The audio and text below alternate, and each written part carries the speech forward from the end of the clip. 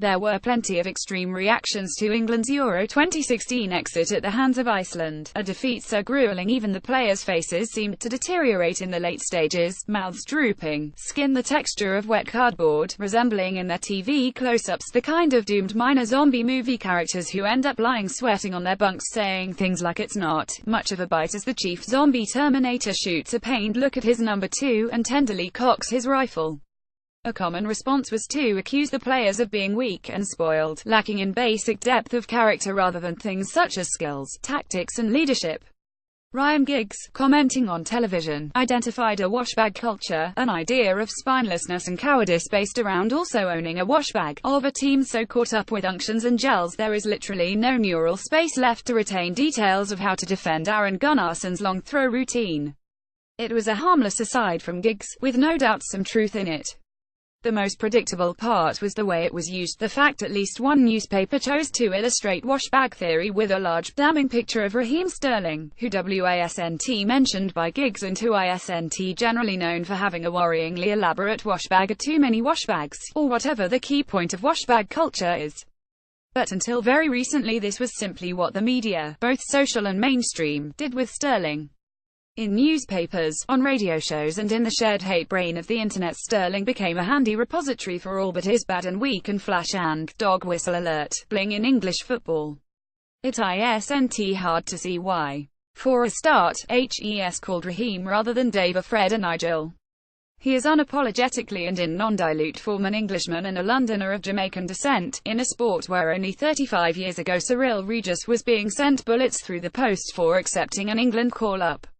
Sterling is wealthy and successful. He showed aspirational ambition in leaving Liverpool for a club that currently has more muscle. Plus, from a distance he has a certain vulnerability, something wide-eyed, with that endearing power waddle style of running, like an overgrown baby duckling being chased by a swan. Football thrives on easy targets, on muster points for all that gathered intangible rage. For 2 years Sterling was repeatedly and relentlessly trashed and scorned in ways that went far beyond football. Lacks balls and fight, lacks toughness.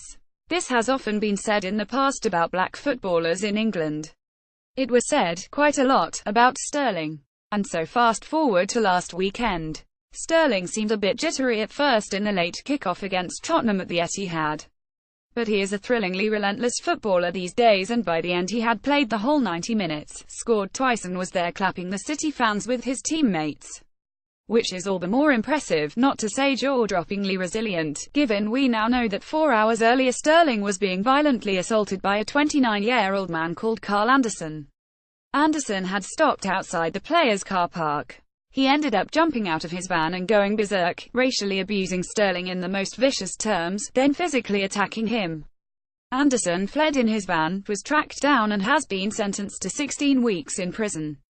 His victim parked his car, got changed and played 90 minutes of high-pressure football without complaint and without letting his focus drop or his game plan go awry. Lacking in balls, fight, toughness. They used to say this quite a lot about Sterling. This incident is mind-bogglingly horrible from any angle. It has probably been a little underreported, partly because of Sterling's own stoic public reaction, the grace and strength, aged 23, to perform so soon afterwards when it would have been understandable to have asked to stand down. We already knew Sterling is a fine, fast improving footballer. Clearly, if anyone out there doubted it, he is also a hugely impressive young man. Except, of course, this doesn't gloss over any of the horror of what happened to him. Sterling is not under a duty to be fine and great about all this. In fact, there is something telling in his strength, which is born out of necessity. Sterling has no choice but to resist. It seems fair to say no other footballer his age of the past 25 years has had to endure such a volume of high-profile personal abuse, much of it openly racist. And here is the nub. It is not a surprise that Sterling was attacked in this way. Violence and rage do not exist in a vacuum. If you were to have predicted, say, in the summer 2016 that within 18 months Sterling would be racially assaulted at a football match, this would not be an outrageous conclusion to have drawn. The path from there to here isn't hard to follow. Even on the pitch there has been something odd about the way Sterling has been presented. More so than any other young footballer, Sterling has been accused of greed, of coasting on his early success, of being simply a physical creature, a sprinter, lacking skills, bravery, craft. In its own way, his blossoming under Pep Guardiola is a handwritten riposte 15 goals counter to these charges. In Sterling, Guardiola has found a player with the will and intelligence to work on every part of his game, to become that rare thing, an English footballer with the ability to improve in his early 20s. Off the pitch things have been even worse. The reaction to the 2016 Euro exit has been well documented. There was the absurdity of how the news pages, not the sport pages, no sports reporters buy into this, covered his decision to buy his mum a house, flaunting the diamond-encrusted sink and all the rest of it. The life and times of Three Lions footy idiot Raheem was one online headline, referring, to avoid any confusion, to a successful 20-year-old English sportsman. Look up an online story on Sterling's new home, and even now underneath it there are comments published about him having a huge kitchen just to cook jerk chicken and accusing all Caribbean men of committing domestic violence. The constant references to his brief Jamaican childhood, the blinging house, the king of bling, the fleet of supercars. The repeated talk of fans being outraged and angered. Little surprise this might breed anger and outrage of its own.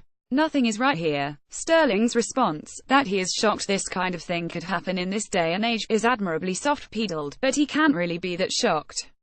This day and age looks like a pretty frightening place for anyone who imagined, up until a few years ago, that problems such as this had been effectively contained, not only in football but in society as a whole. One of the most prominent young black men in England was racially assaulted in the street on Saturday afternoon. His strength in being able to perform in the aftermath is in no way a balm, or a solution or a pass. Even if it still deserves, quietly, and with no sense of cheer, to be celebrated.